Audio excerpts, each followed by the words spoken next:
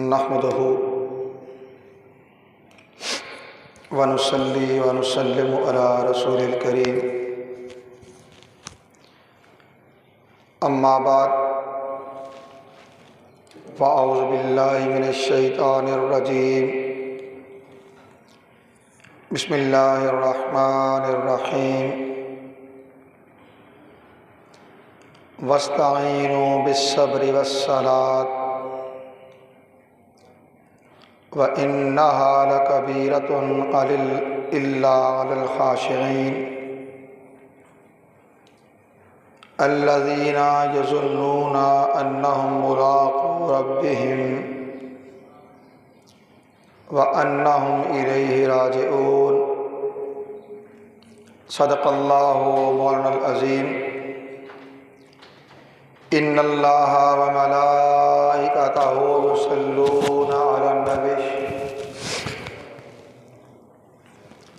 يا أيها الذين آمنوا صلوا عليه وسلموا تسلیما۔ درود پاک بآواز بلند پڑھیے، الصلاۃ والسلام علیک یا سیدی یا رسول اللہ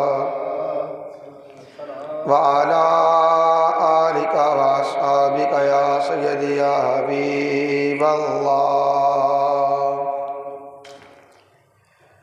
الصلاۃ والسلام علیک یا سیدی یا ختم المرسلین وعلی آلک واصحابک یا سیدی یا رحمت للعالمین۔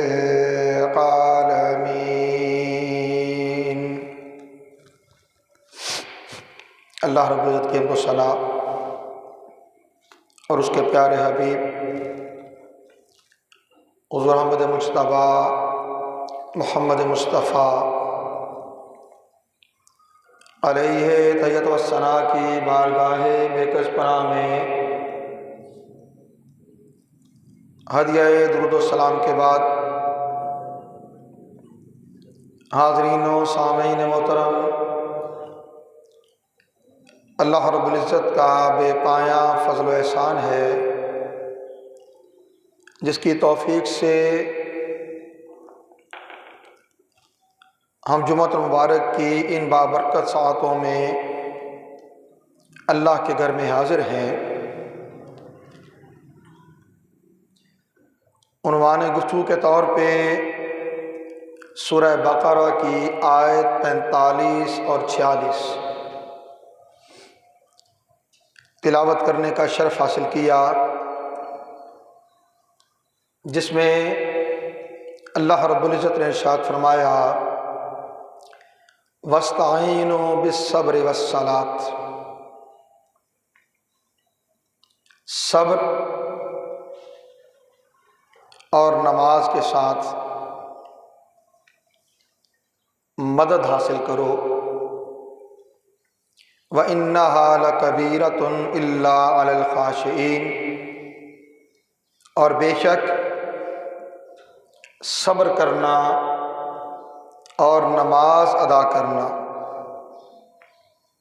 دونوں بھاری ہیں مگر عاجزی کرنے والوں پر نہیں۔ اب عاجزی کرنے والے کون ہیں؟ انکساری کرنے والے کون ہیں؟ ارشاد فرمایا الذین یظنون انہم ملاقو ربہم، یہ وہ لوگ ہیں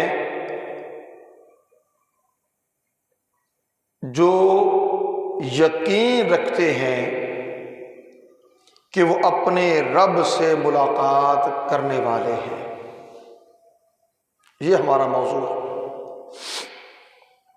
اپنے رب سے ملاقات کرنے والے ہیں۔ وَأَنَّهُمْ إِلَيْهِ رَاجِعُونَ، اور یہ یقین رکھتے ہیں کہ وہ اسی کی طرف پلٹ کر جانے والے ہیں۔ ان دونوں آیات سے صرف ایک نقطہ مجھے لینا ہے اور پھر اس کے آغاز سے پہلے تک کا وہ تصور، وہ کیفیت اور وہ حال آپ کے گوش گزار کرنا ہے جو نماز میں دل کو حق تعالیٰ کی بارگاہ میں حضوری دے دے۔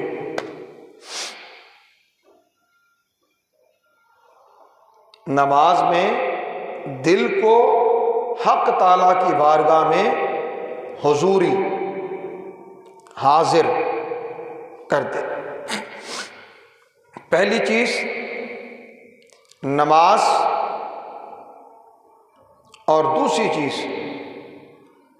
الذین یظنون انہم ملاقو ربہم، نماز پڑھنے والوں کا یہ یقین کہ وہ اپنے رب سے ملاقات کرنے والے ہیں، اپنے رب سے ملاقات کرنے والے ہیں۔ اب اس حوالے سے میری کوشش ہوگی کہ آج ہم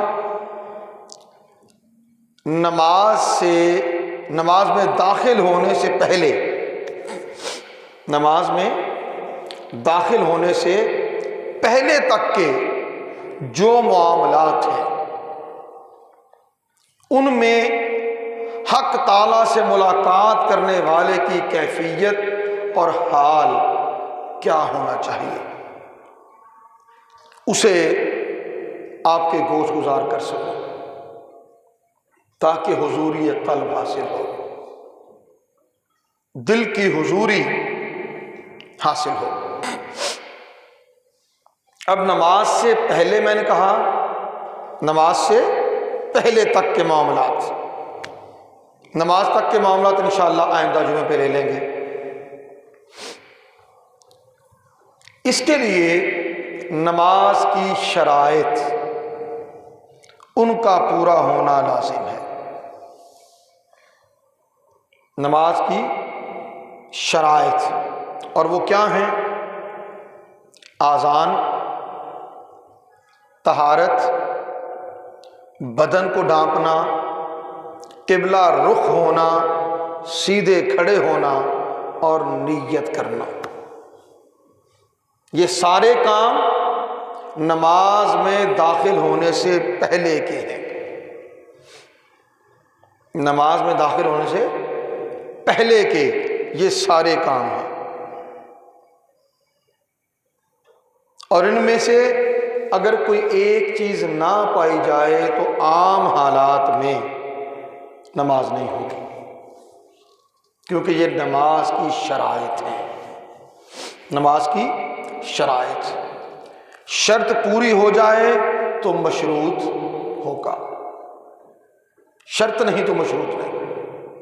تو سب سے پہلے آذان،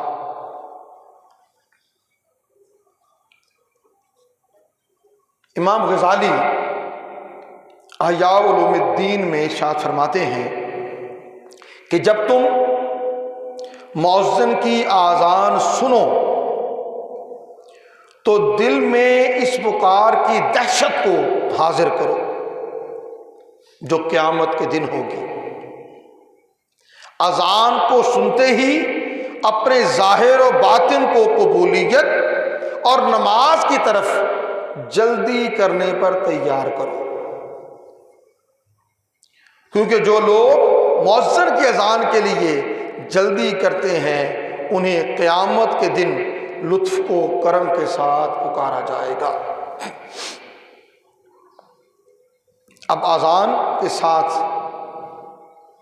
اذان کی آواز کانوں میں پڑ رہی ہے، اپنے دل کا جائزہ لیں، اپنے دل کا حال معلوم کریں۔ اگر تو اذان سن کر خوشی اور فرحت حاصل ہو اور اس کی طرف جلدی کرنے کی رغبت ہو تو آگاہ رہیں کہ قیامت کے دن تمہیں خوشخبری اور فلاح و کامیابی کے لیے پکارا جائے گا۔ رسول کونین صلی اللہ علیہ وآلہ وسلم کی اپنی کیفیت آذان کے ساتھ ایسی ہوتی کہ آقا علیہ الصلوۃ والسلام خود حضرت بلال رضی اللہ تعالیٰ عنہ سے ارشاد فرمایا کرتے، ارہنا یا بلال، اے بلال ہمیں راحت پہنچاؤ، ہمیں راحت پہنچاؤ، یعنی اے بلال تم آذان دو، تمہاری آذان کی آواز ہمارے لیے قلبی طور پر راحت، اطمینان اور سکون کا باعث بنے کہ نماز آقا نے فرمایا میری آنکھوں کی ٹھنڈک ہے۔ اور آنکھیں ٹھنڈی کب ہوتی ہیں؟ جب خوشی ملتی ہے، جب فرحت ملتی ہے، جب دل باغ باغ ہوتا ہے۔ اب میں دوبارہ وہ جملہ بول رہا ہوں، یہ سارا کچھ کس لیے؟ انہم ملاقو ربہم، کہ بندہ مومن یہ جانتا ہے آذان ہوئی ہے، آذان ہوئی ہے تو حق تعالیٰ سے ملاقات کا وقت آ گیا ہے۔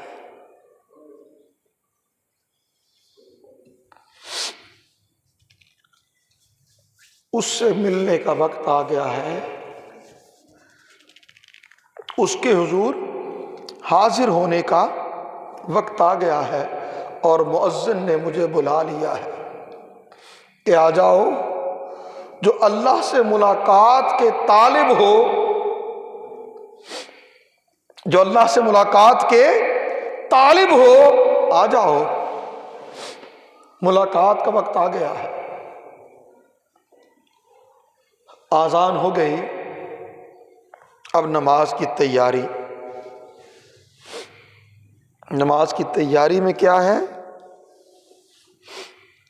طہارت حاصل کرنا، طہارت حاصل کرنا۔ اب اس طہارت میں کیا کیا کچھ ہے؟ جس جگہ نماز ادا کرنا ہے وہ پاک ہو، وہ پاک ہو۔ امام غزالی کہتے ہیں وہ جگہ تم سے دور ہے، گھر سے چلے مسجد میں آئے۔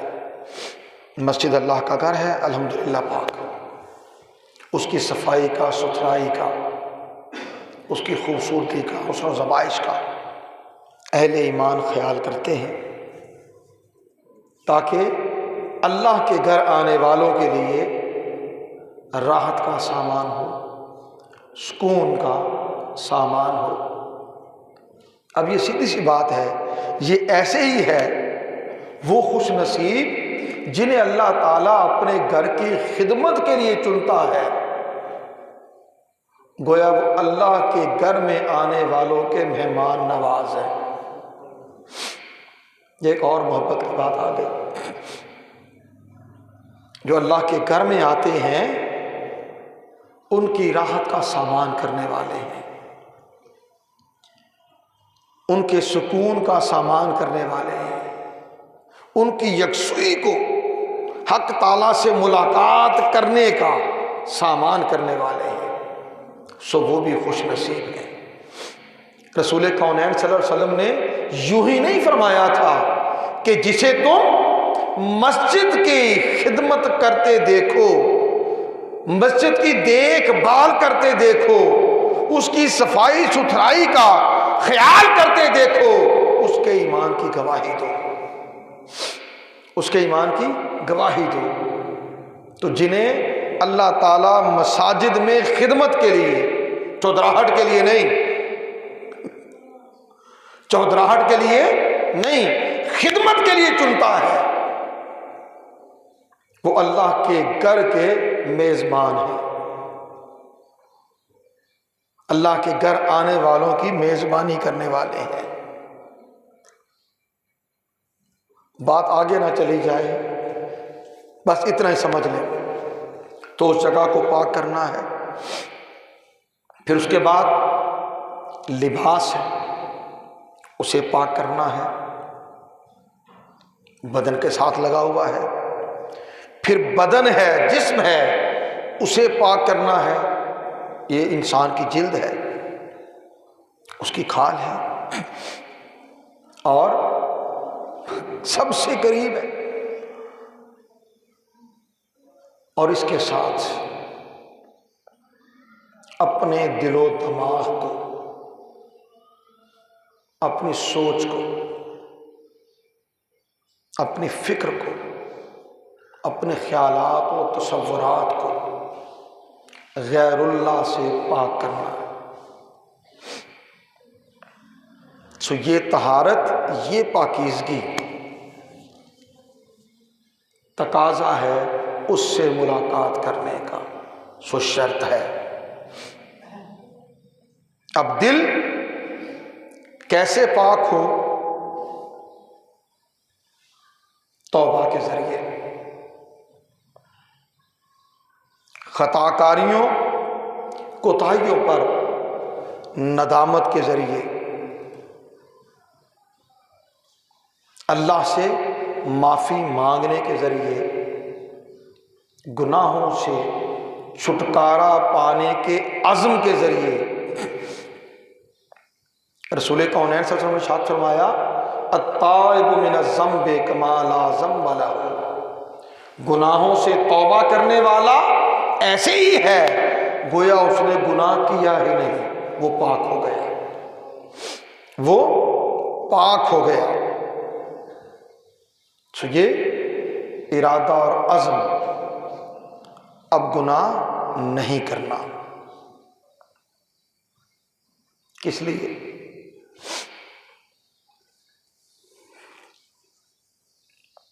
امام غزالی فرماتے ہیں، اپنے دل کو ان ساری باتوں سے پاک کر لو، اپنے دل کو ان ساری باتوں سے پاک کر لو کہ یہ جگہ تمہارے رب کے دیکھنے کی ہے،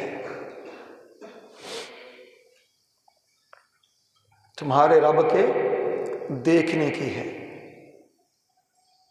فقط دیکھنے کی ہی نہیں۔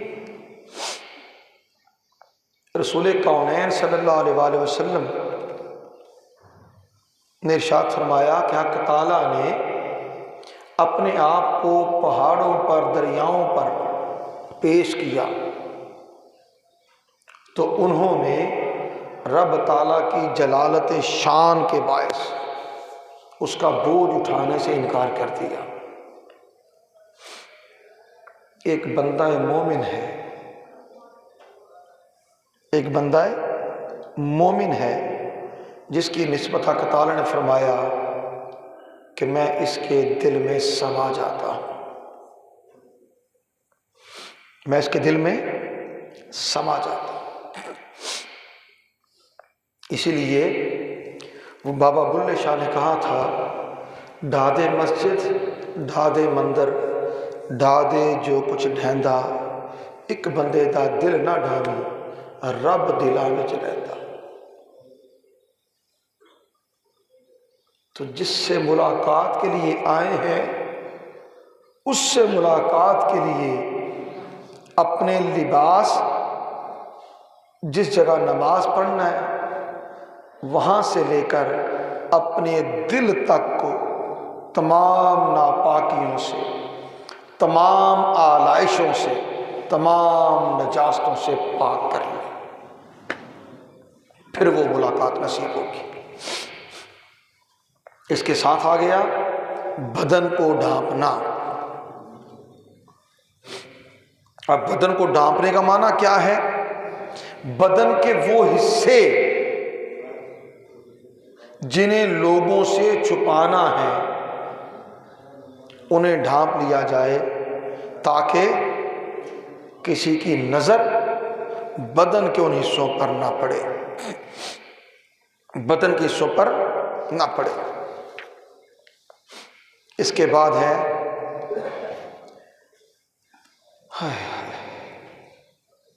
قبلہ رخ ہونا،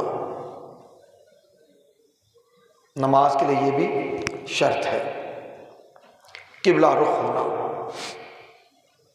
اس کا مطلب یہ ہے کہ چہرے کو ہر طرف سے موڑ کر قبلہ شریف کی طرف کر لیا جائے، دل کو ہر طرف سے موڑ کر قبلہ شریف کی طرف کر لیا جائے۔ اب یہ چیز استعارہ ہے اسی چیز کا کہ اے بندے اب تو اس بڑے سے ملاقات کے لیے آیا ہے جس سے بڑا کوئی نہیں ہے۔ ایک عام سی بات ہے، کوئی دنیا دار بڑا ہے یا کوئی دیندار بڑا ہے جسے اللہ تعالیٰ نے کمال پرہیزگاری عطا کر رکھی ہے، تو ہم جیسے عاجز بندے اس کے پاس جاتے ہیں نا، ملنا ہے، ملاقات کرنا ہے، تو وہ دائیں بائیں کسی کا خیال نہیں کرتے، بلکہ دم بخود ہو کر پوری طرح اس کی طرف متوجہ رہتے ہیں۔ تو یہ تو دنیا والے ہیں اور وہ ساری دنیا کا خالق ہے۔ رسول کونین صلی اللہ علیہ وآلہ وسلم نے ارشاد فرمایا اذا قام العبد الى صلاته فکان ہواہ ووجہہ وقلبہ الی اللہ عز وجل انصرف کیوم ولدتہ امہ۔ فرمایا بندہ جب نماز میں کھڑا ہوتا ہے، اس کی خواہش، اس کا چہرہ اور اس کا دل سب کچھ اللہ تعالی کی طرف متوجہ ہوتے ہیں۔ دوبارہ سن لیں، بندہ جب نماز میں کھڑا ہوتا ہے تو اس کی خواہش، اس کا چہرہ اور اس کا دل اللہ کی طرف متوجہ ہوتے ہیں، اور نماز سے فارغ ہو کر وہ یوں لوٹتا ہے جیسے وہ آج اپنی ماں کے پیٹ سے پیدا ہوا۔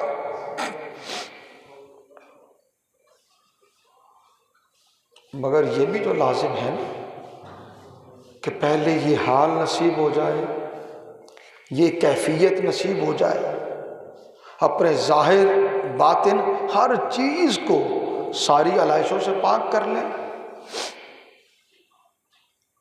پھر اس کے بعد کیا ہے؟ سیدھا کھڑا ہونا، رخ کعبے کی طرف، رخ کعبے کی طرف، اور سیدھا کھڑا ہو جانا، جیسے کسی بڑے کے سامنے کھڑا ہوا جاتا ہے۔ اور نماز میں تو ہم اس کے حضور حاضر ہوتے ہیں جو سب سے بڑا ہے، جو سب سے بڑا ہے۔ اللہ اللہ۔ امام غزالی لکھتے ہیں تجھے اللہ تعالیٰ کی معرفت اور محبت کا دعویٰ ہے، اس کے سامنے حیا کرتے ہوئے، اس کے سامنے یہ جرأت کرتے ہوئے تجھے حیا نہیں آتی، اور پھر تم اس کے ادنا بندے کی توقیر و تعظیم تو کرتے ہو، لوگوں سے تو ڈرتے ہو کہ یہ دنیا دار ناراض ہو گیا تو میرے کچھ مفادات وہ غیر محفوظ ہو جائیں گے، سو اس کی خوشی کے لیے بڑے سیدھے اٹینشن سراپا ادب کھڑے ہوتے ہو، اور دعویٰ اللہ سے محبت کا، دعویٰ اللہ سے محبت کا۔ فرمایا کیا تمہیں حیا نہیں آتی یہ کہتے ہوئے؟ دنیا داروں کے سامنے تو اٹینشن کھڑے ہو کے، سیدھے کھڑے ہو کے ان کی رضا جوئی کی کوشش کرتے ہو، اللہ تعالیٰ سے نہیں ڈرتے، حالانکہ اللہ تعالیٰ زیادہ حقدار ہے کہ اس سے ڈرا جائے۔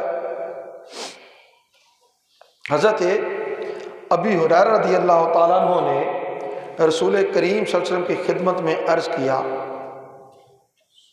اللہ تعالیٰ سے کس طرح حیا کی جائے، اللہ تعالیٰ سے کس طرح حیا کی جائے؟ تو رسول کونین صلی اللہ علیہ وسلم نے ارشاد فرمایا، تستحیی منہ کما تستحیی من الرجل الصالح من قومک، اللہ تعالیٰ سے اس طرح حیا کرو جس طرح اپنی قوم کے کسی نیک شخص سے حیا کرتے ہو۔ فلاں پیر صاحب ہیں، فلاں بزرگ ہیں، فلاں علامہ صاحب ہیں، اتنی بڑی ہستی ہے،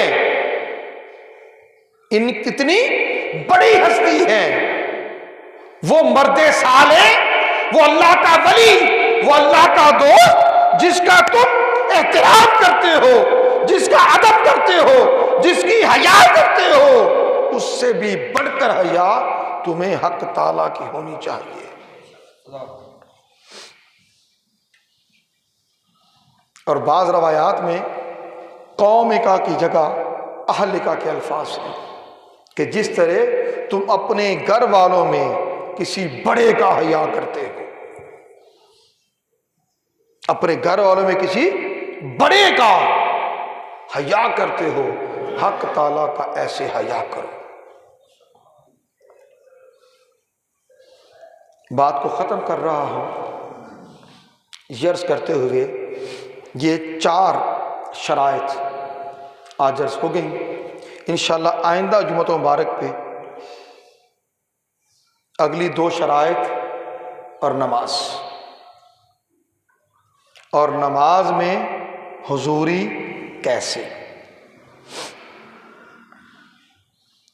دل حق تعالیٰ کی طرف متوجہ ہو، کیسے بندہ سراپا بندگی بن کر اپنے معبود کی بارگاہ میں حاضر ہو۔